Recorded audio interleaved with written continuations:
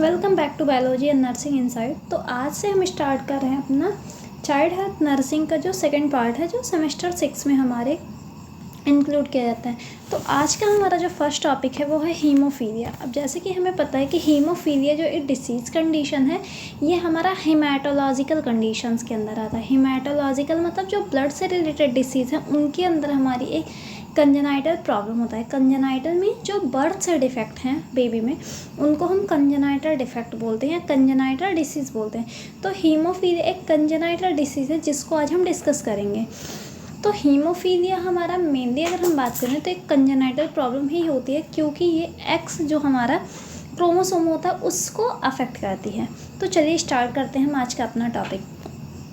तो जैसे कि हमें पता है कि क्रोमोसोम की वजह से जो हमारा एक्स क्रोमोसोम होता है उसकी वजह से हमारा होता है, तो इस वजह से हम इसको बोलते हैं हीमोफीलिया। तो हीमोफीलिया क्या है? इनहेरिटेड ब्लीडिंग डिसऑर्डर है in which the blood does not clot properly.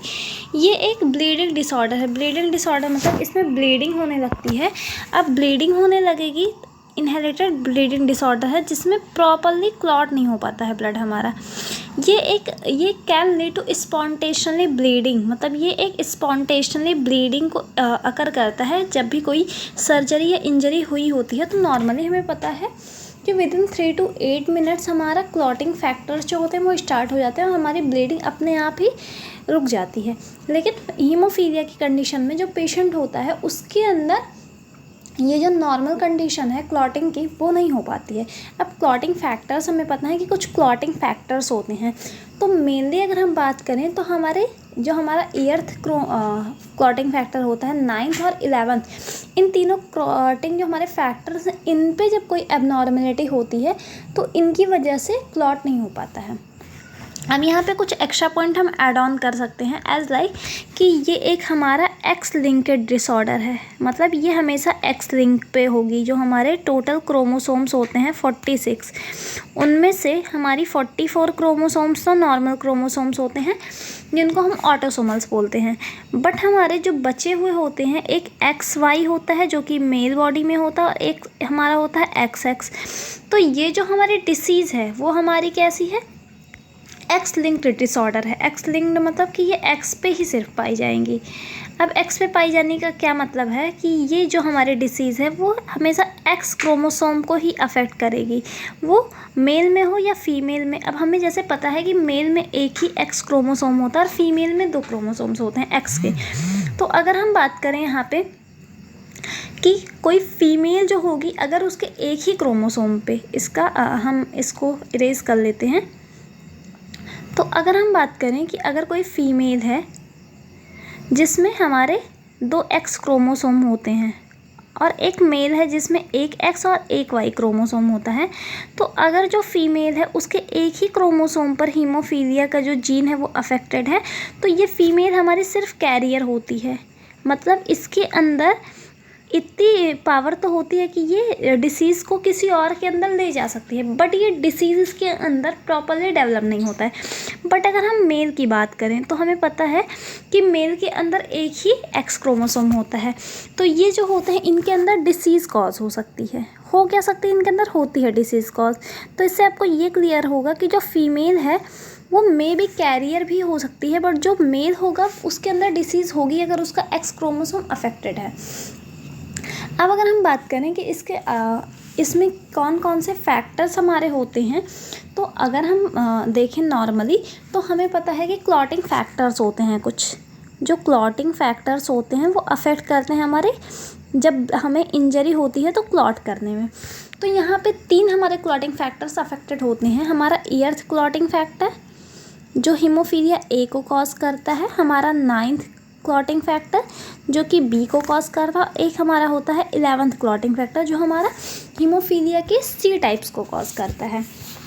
तो ये 3 टाइप के हमारे हीमोफीलिया होते हैं, haemophilia A, B and C। तो इसमें अलग अलग अगर हम बात करें कि तीनों में डिफरेंस क्या होते हैं, तो तीनों में अलग अलग क्लॉटिंग फैक्टर्स जो होते हैं वो अफेक्टेड होते हैं। जैसे कि अगर हमारा 8th वाला क्लॉटिंग फैक्टर जो है वो अगर प्रॉपर फंक्शनिंग में नहीं है। अब क्लॉटिंग फैक्टर्स क्या होते हैं, अगर हमने इसको उसमें पैथोलॉजी में स्टार्टिंग में पढ़ा होगा तो हमें याद होगा कि जो क्लॉटिंग फैक्टर्स होते हैं वो एक पूरे क्लॉटिंग जो चेन होती है उस प्रोसेस को रेगुलेट करते हैं। मतलब अगर उनमें से कोई भी एक प्रोसेस मिसिंग होती है तो हमारी प्रॉपर जो क्लॉटिंग की प्रोसेस है वो कंप्लीट नहीं हो पाती है। तो यहाँ पे हमारी अगर एर्थ वाला जो क्लॉटिंग फैक्टर है वो अफेक्टेड है तो ए टाइप का हीमोफीलिया होगा, 9th वाला अफेक्टेड है तो बी टाइप का हीमोफीलिया होगा, और अगर 11 वाला फैक्टर जो है हमारा वो अफेक्टेड है तो हमारा सी टाइप का हीमोफीलिया होगा। तो अगर नॉर्मली हम बात करें तो हमने हीमोफीलिया के बारे में क्या चीज़ें देखी कि हीमोफीलिया जो है ये एक इनहेरिटेड डिसऑर्डर है। इनहेरिटेड मतलब जो हमें अपने पेरेंट्स से आता है। एक ब्लीडिंग डिसऑर्डर है, मतलब इसमें ब्लीडिंग होती है जिसकी वजह से प्रॉपर्ली क्लॉट नहीं हो पाता है। अब ब्लीडिंग होगी कब, जब भी हमें इंजरी होगी या फिर सर्जरी में, जब कहीं भी हमारे स्किन पे या हमारे जो नॉर्मल हमारे जो स्किन है उस पर कट लगेंगे तभी हमारी जो ब्लड सिस्टम है या जो हमारी ब्लीडिंग प्रोसेस है वो स्टार्ट होगी। तो ब्लीडिंग प्रोसेस स्टार्ट होने के लिए इंजरी या किसी भी तरह की हमारे स्किन पे कट लगना ज़रूरी है। तो वैसे तो नॉर्मल कंडीशन में हमारी क्लॉटिंग फैक्टर स्टार्ट हो जाएगी और हमें सीवियर ब्लीडिंग नहीं होगी।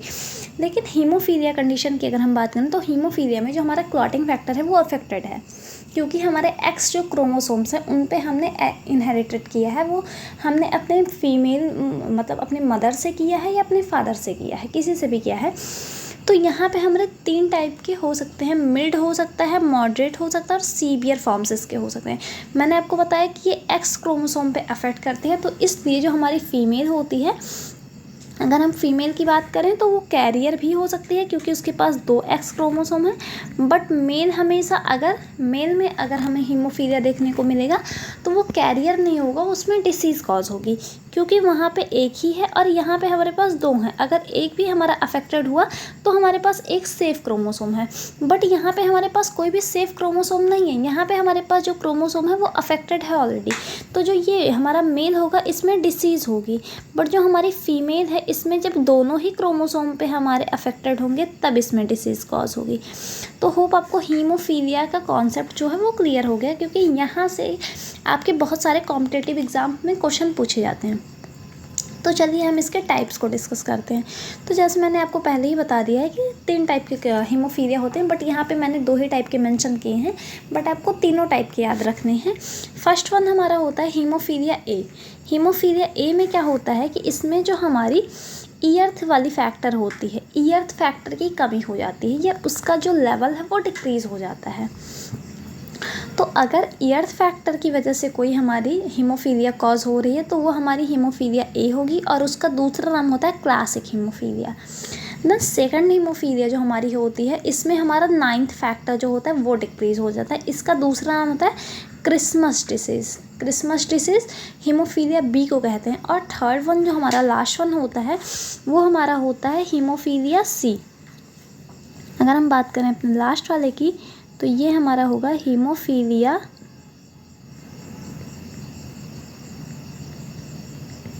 सी। इसमें हमारा 11th फैक्टर जो है वो अफेक्टेड होता है। तो ये हमारा तीसरा टाइप का है। ये हमारे 3 टाइप्स है। हीमोफीलिया ए जिसमें हमारा ईयर्थ फैक्टर अफेक्टेड है, हीमोफीलिया बी जिसमें हमारा 9th फैक्टर अफेक्टेड है, और हीमोफीलिया सी जिसमें हमारा 11th फैक्टर अफेक्टेड है। अब इसको आप शॉर्ट में भी लिख सकते हो कि अगर ए की हम बात करें तो ए में हमारा ईयर्थ फैक्टर अफेक्टेड होगा, है ना। अगर बी की हम बात करें तो बी में हमारा 9th फैक्टर अफेक्टेड है, और अगर हम सी की बात करें तो यहाँ पे हमारा 11th फैक्टर जो है वो अफेक्टेड होगा। तो अलग अलग हीमोफीलिया के टाइप्स में अलग अलग हमारे क्लॉटिंग फैक्टर अफेक्टेड होते हैं। अफेक्टेड मीन्स उनकी जो नॉर्मल लेवल है उससे उनके वैल्यूम जो है वो कम हो जाती है, और इनके अलग अलग नाम होते हैं। ए का नाम क्लासिक हीमोफीलिया होता है, बी का क्रिसमस हीमोफीलिया होता है। चलिए अब हम आगे बात करते हैं। तो आगे हमारा है एटियोलॉजी। अब इसके कॉजेज़ क्या क्या हो सकते हैं। तो कॉजेज़ में जैसे आपको पता है क्योंकि ये एक्स लिंक्ड डिसऑर्डर है, तो एक्स लिंक्ड डिसऑर्डर है तो मीन्स ये जेनेटिक म्यूटेशन, मतलब जब हमारा जेनेटिक डेवलपमेंट हो रहा होता है, मतलब जब हम एम्ब्रियोनिक स्टेज में होते हैं तभी हमारे जीन में अगर कोई म्यूटेशन हुआ है, म्यूटेशन मीन्स उसमें कोई एबनॉर्मलिटी आई है, तो उसकी वजह से हमें हीमोफीलिया कॉज हो सकता है। तो फर्स्ट हमारा इसका कॉज होता है जेनेटिक म्यूटेशन। मतलब हमारे जीन में कोई एबनॉर्मलिटी होना। अब जीन में एबनॉर्मलिटी कहाँ कहाँ हो सकता है? क्लॉटिंग फैक्टर ईयर्थ पे, क्लॉटिंग फैक्टर 9th पे। अब ईयर्थ वाला ए कॉज करेगा, 9th वाला हमारा क्या कॉज करेगा? Haemophilia B. एंड एक और हमारा कौन सा है? एक है हमारा जो 11th को कॉज करेगा, 11th फैक्टर की कमी से जो होगा,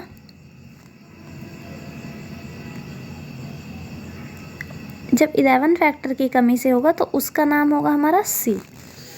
अब सेकंड की अगर हम बात करें तो सेकंड हमारा एटियोलॉजी है एक्स लिंक रिसेसिव इनहेरिटेंस।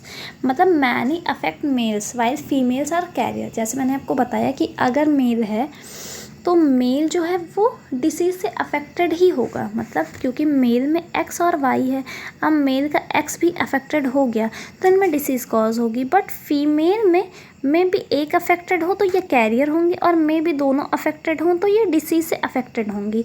तो यहाँ पे ये वाले आपके अफेक्टेड हैं, ये वाले, और ये वाले आपके कैरियर फीमेल्स हैं। मतलब इनमें डिसीज़ नहीं अकर हुई है बट इनके जो जीन्स हैं वो अफेक्टेड हैं। बट मेल में एक ही एक्स हैं तो इसलिए ये अफेक्टेड ही होंगे।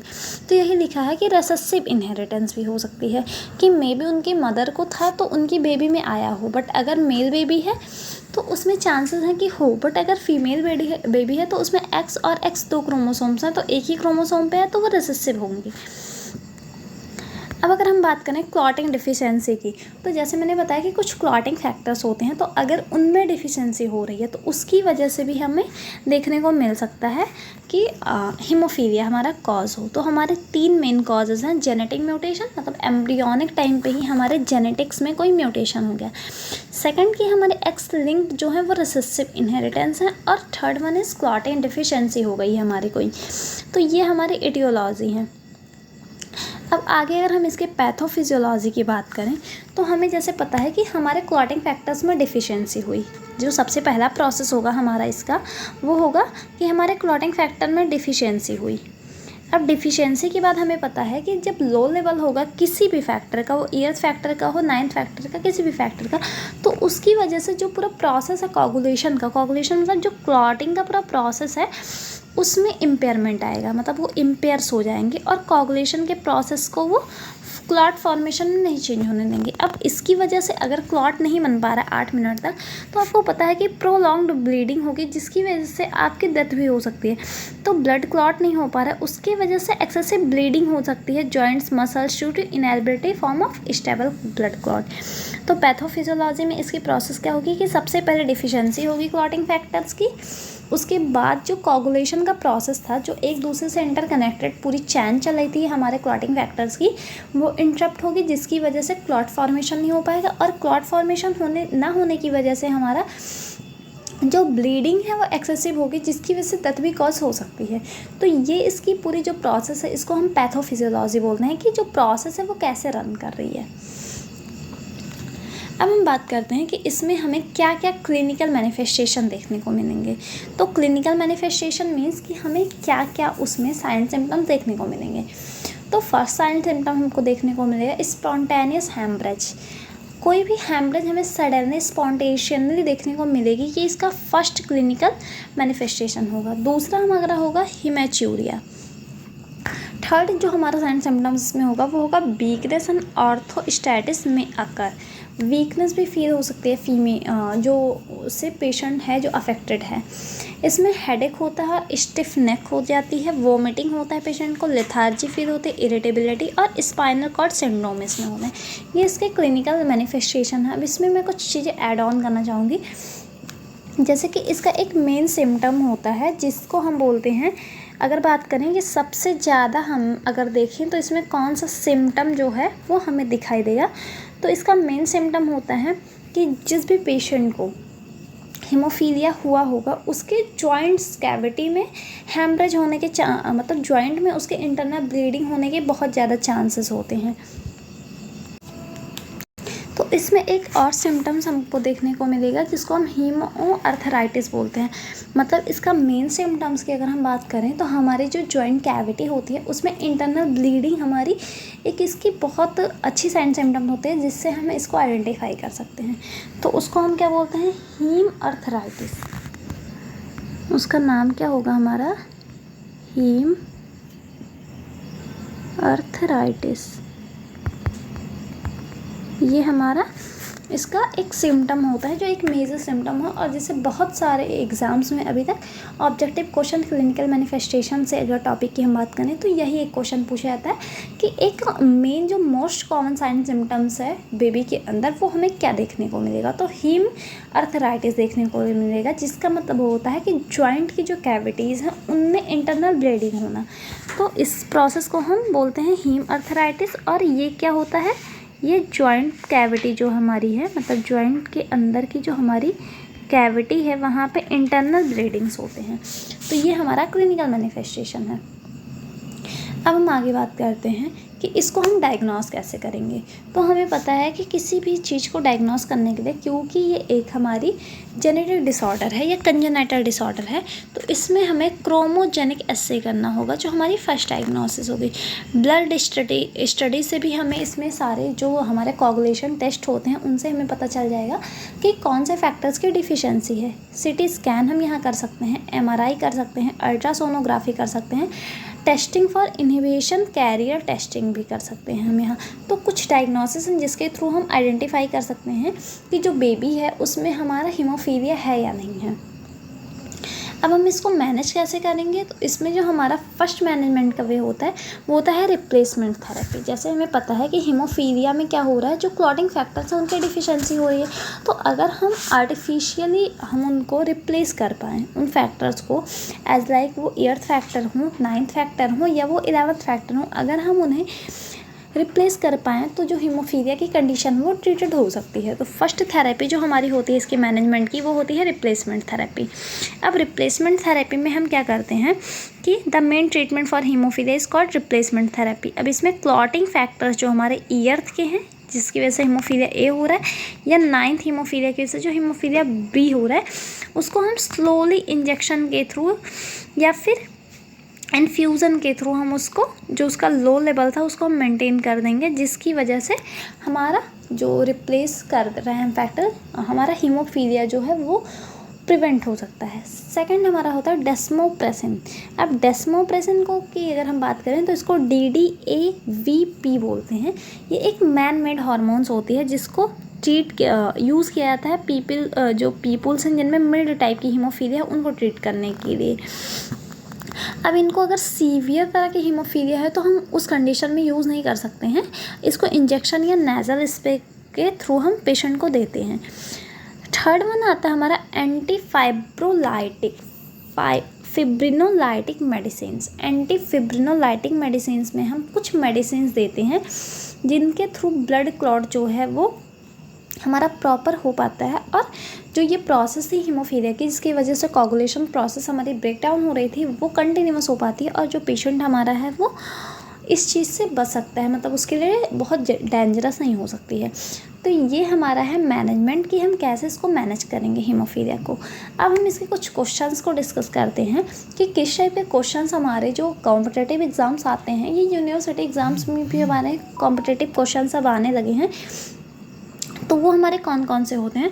तो फर्स्ट हमारा है paediatric nurse educator provide a teaching session to the nursing staff regarding haemophilia. एक पीडियाट्रिक नर्स है जो कि एजुकेटर है, प्रोवाइड करवा रही है, वो एक सेशन है स्टाफ नर्स जिसमें वो हीमोफीलिया के बारे में बता रही है। तो वहाँ पे which of the following information regarding this disorder would the nurse plan to include in the discussion. इनमें से कौन सा ऐसा इन्फॉर्मेशन है जिसको उसे इंक्लूड करना चाहिए अपने पूरे जो उसका यहाँ पे एक एजुकेशन का जो उसका पूरा प्लेटफॉर्म उसने बनाया है, अपना सेशन कंडक्ट किया, उसमें कौन सा ऐसा स्टेप है जिसे उसे इंक्लूड करना चाहिए। तो फर्स्ट हमारा दिया गया है कि haemophilia is a Y linked disorder. क्या ये सही है कि जो हमारा हीमोफीलिया है वो वाई लिंक्ड डिसऑर्डर है? नहीं, वाई लिंक्ड डिसऑर्डर तो हमारा नहीं है। सेकंड है कि जो मेल हमारा है यहाँ पे, second one main inherited haemophilia from their father. एक जो मेल बेबी है वो अपने फादर से हीमोफीलिया को इनहेरिट करेगा? नहीं, ये भी ऑप्शन हमारा बिल्कुल गलत है, क्योंकि हमें पता है ये एक्स इनहेरिटेड डिसऑर्डर है। तो जो एक मेल है वो इसको अपने फादर से नहीं अपने मदर से कर सकता है, क्योंकि मेल में, एक सेकंड मैं ये आपको अच्छे से एक्सप्लेन कर देती हूँ वरना इसमें आपको इस पॉइंट में कन्फ्यूज़न हो सकता है। जैसे अगर हम बात करें एक मेल चाइल्ड की और एक फीमेल चाइल्ड की,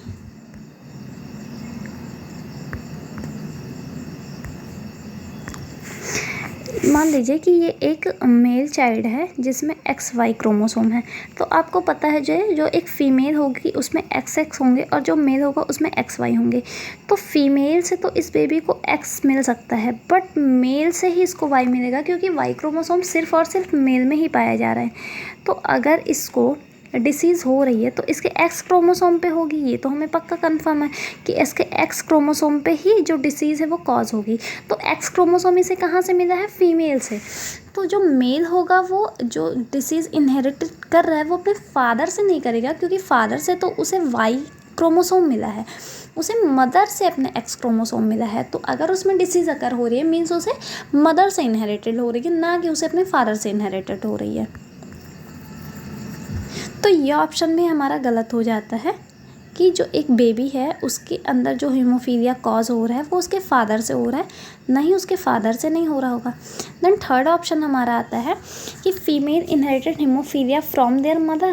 जो एक फ़ीमेल है वो हीमोफीलिया अपने मदर से इनहेरिटेड कर रही है। तो ये मे भी हो सकता है, बट ये एग्जैक्ट हम नहीं कह सकते हैं कि हाँ ये ऐसा ही हो सकता है, क्योंकि जो फीमेल है उसमें अगर दोनों उसके क्रोमोसोम अफेक्टेड हैं तभी एक बेबी को होगा, वरना नहीं होगा। तो ये ऑप्शन भी हमारा गलत हो जाता है। लास्ट ऑप्शन हमारे पास बचता है कि haemophilia a result from deficiency of factor 8। तो ये हमारा एग्जैक्ट आंसर हो सकता है, क्योंकि हीमोफीलिया जो है वो अर्थ फैक्टर की डिफिशेंसी की वजह से हो रहा है। तो हमारा कौन सा ऑप्शन सही है? हमारा last one is exact answer. तो एक जो नर्स है वो अपने जो सेशन है उसमें क्या इंक्लूड करिए कि हीमोफीलिया एक ऐसा डिसऑर्डर है जिसमें फैक्टर अर्थ की डिफिशिएंसी हो रही है। अब हम आगे बात करते हैं, नेक्स्ट क्वेश्चन की तरफ बढ़ते हैं। अब यहाँ पे एक क्वेश्चन दिया है जो बहुत बार हमारे ऑब्जेक्टिव क्वेश्चंस में देखने को मिलता है। तो ये क्वेश्चन हमारा है कि जो DDABP है वो किसके लिए स्टैंड करता है? तो DDAVP जैसे कि मैंने अभी मैनेजमेंट में भी आपको बताया कि ये किसके लिए स्टैंड करता है, तो ये स्टैंड करता है हमारा 1D amino 8D arginine vasopressin. तो इसमें ऑप्शन जो हमारा है वो ए इसका करेक्ट आंसर है। ये आपके लिए मोस्ट इम्पॉर्टेंट क्वेश्चन है क्योंकि ये मल्टीपल टाइम्स पूछे गए हैं। अब नेक्स्ट क्वेश्चन की तरफ हम बढ़ते हैं।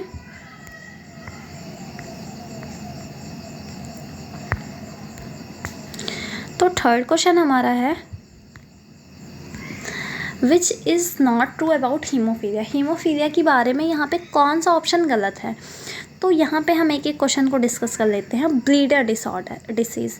तो जैसे कि हमें पता है कि जो हीमोफीलिया है इसमें ब्लीडिंग होती है हमारी, क्योंकि ये एक ब्लीडिंग डिसऑर्डर है। यहाँ पे क्लॉटिंग नहीं हो पाता है, तो यहाँ पे ब्लीडिंग ही होती है, तो इस वजह से हम इसको ब्लीडर डिसऑर्डर बोल सकते हैं। तो पहला ऑप्शन हमारा है ये हीमोफीलिया के बारे में ट्रू है। सेकेंड ऑप्शन है रॉयल डिसीज़ है ये एक, तो हाँ ये एक रॉयल डिसीज़ है। यहाँ पे हमें जो बेबी है उसको प्रिवेंट करना पड़ता है कि उसे किसी भी तरह की इंजरी ना हो, क्योंकि अगर बेबी को थोड़ी सी भी इंजरी होती है तो उसकी वजह से उसको एक्सेसिव ब्लीडिंग होगी। और रॉयल मतलब क्या होता है कि उसको बहुत अच्छे से ट्रीट करना। तो ये एक रॉयल डिसीज़ है क्योंकि यहाँ पे हम बेबी को बहुत सेफ रखते हैं ताकि उसे किसी भी टाइप की इंजरी ना हो, तो इसको हम रॉयल डिसीज़ भी बोल सकते हैं। थर्ड ऑप्शन हमारा दिया गया है कि ये एक्स लिंक्ड डिसऑर्डर है, डिसीज़ है। तो हाँ हमें पता है कि जो हमारी हीमोफीलिया है वो एक्स क्रोमोसोम को ही अफेक्ट करती है, तो ये ऑप्शन भी हमारा सही है हीमोफीलिया के अकॉर्डिंग।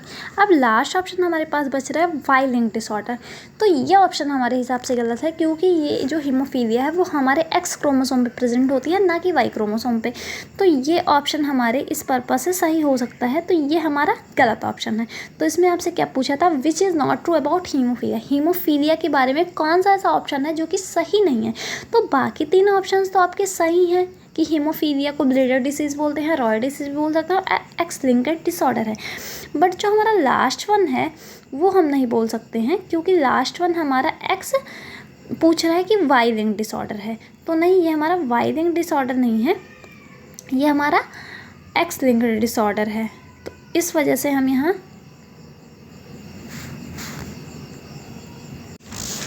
तो यहाँ पे जो हमारा लास्ट ऑप्शन है which is not true about haemophilia, तो ये हमारा लास्ट ऑप्शन जो है वो सही हो जाता है कि यहाँ पे जो एक्स लिंक्ड डिसऑर्डर ये नहीं होता है।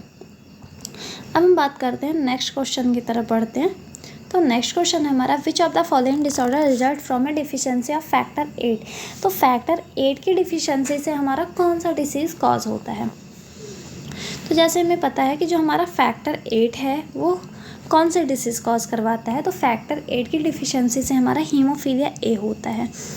सिकल सेल डिसीज़ जो है वो इसकी वजह से नहीं होता है। जो ऑप्शन बी है वो हीमोफीलिया बी है, जो कि हमारी डिफिशियंसी 9 फैक्टर की 9 जो हमारा फैक्टर होता है उसकी डिफिशियंसी की वजह से होता है, और उसका ही नाम हमें पता है कि क्रिसमस डिसीज़ भी होता है। तो ये दोनों ऑप्शंस हमारे सेम हैं। तो हीमोफीलिया ए का नाम हमारा क्लासिक डिसीज़ भी होता है। तो अगर यहाँ पे आपको क्लासिक भी नाम दिया होता तो भी आपका यही ऑप्शन सही होता कि क्लासिक डिसीज़ हम किसको बोलते हैं, हीमोफीलिया ए को। तो ऑप्शन हमारे यहाँ पे कौन सा सही हो जाता है, सिर्फ हमारा ऑप्शन सही है यहाँ पे ऑप्शन सी, हीमोफीलिया ए जो है डिफिशियंसी 8 की फैक्टर से होता है। अब हम आगे बढ़ते हैं अपने नेक्स्ट क्वेश्चन की तरफ। तो which is the most common feature of a child with haemophilia. एक चाइल्ड है उसमें जो मोस्ट कॉमन फीचर होगा वो हमें क्या देखने को मिलेगा। तो अगर आपको याद हो तो मैंने ये आपको थ्योरी में ही कवर कर दिया है कि हीम अर्थराइटिस जो है, हीम अर्थराइटिस मीन्स कि हमारे जो जॉइंट कैविटी है उसके अंदर हमारे ब्लड का या हैमरेज होना या ब्लड का कलेक्शन होना एक मोस्ट कॉमन फीचर है हीमोफीलिया का। है ये क्या है, इसमें हमारा होता है जॉइंट कैविटी के अंदर इंटरनल ब्लीडिंग होना, जॉइंट कैविटी में ब्लीडिंग होना, इसको हम बोलते हैं हीम अर्थराइटिस। और ये एक मोस्ट कॉमन फीचर है जो हमें हीमोफीलिया में देखने को मिलेगा ही मिलेगा।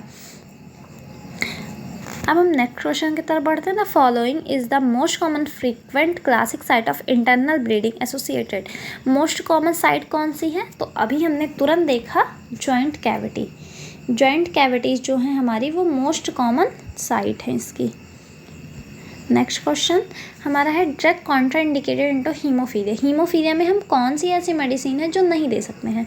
तो एस्पिरिन को हम हीमोफीलिया में नहीं दे सकते हैं, बाकी को हम दे सकते हैं। बाकी को हम क्यों दे सकते हैं, पेनिसिलिन हमको पता है एक एंटीबायोटिक है, सिप्रोफ्लॉक्सिन भी एक हमारी इन्फेक्शियस डिसीज़ के एंटी इन्फ्लामेटरी, ये दोनों हैं। और ये मॉर्फिन जो है ये हमारी एक होती है ओपॉइड्स। ओपॉइड्स हम कब देते हैं, हम इसको दर्द जब होता है, किसी को पेन होता है तो हम वहाँ देते हैं। तो मॉर्फिन सल्फेट हम दे सकते हैं, पेनिसिलिन भी दे सकते हैं और सिप्रोफ्लॉक्सिन भी दे सकते हैं। बट एस्पिरिन जो होता है ये ब्लीडिंग को और कॉज करता है। तो हीमोफीलिया के पेशेंट में ऑलरेडी ब्लीडिंग हो रही है तो यहाँ पे हम एस्पिरिन नहीं देते हैं। तो एस्पिरिन हमारी कॉन्ट्राइंडिकेटेड होती है हीमोफीलिया की कंडीशन में। अब आज का लास्ट क्वेश्चन हमारा है, विच of the following is a safe game for a child with haemophilia. एक चाइल्ड है जो हीमोफीलिया से अफेक्टेड है तो उसमें एक सेफ़ गेम क्या होगा जो कि उसको एडवाइस किया जाता है कि वो आराम से खेल सकता है। तो सेम ये जो हमारा यहाँ पे सेफ़ गेम होता है हीमोफीलिया की बेबी में, वो हमारा सेफ़ एक हम उसको एक्सरसाइज की तरह कंक्लूड करते हैं एक फ़ीमेल में जो कि प्रेगनेंसी में है। तो स्विमिंग एक सेफ़ गेम होता है जो कि हीमोफीलिया की चाइल्ड के लिए सेफ़ होता है, क्योंकि बाकी गेम्स में उसको इंजरी होने के चांसेस होते हैं। स्विमिंग एक सेफ़ एरिया होती है जहाँ पे उसको बिना किसी इंजरी के वो प्ले कर सकता है। और ये ऐसे एक्सरसाइज हम कंक्लूड करते हैं, जो एक फ़ीमेल होती है उसको हम एडवाइस कर सकते हैं कि वो एक्सरसाइज अगर प्रेफर करे तो स्विमिंग उसके लिए बेस्ट एक्सरसाइज होगी। तो ये आज का हमारा टॉपिक था हीमोफीलिया। होप आप सभी को ये टॉपिक क्लियर हो और इसके ऑब्जेक्टिव क्वेश्चंस भी आपको क्लियर हों।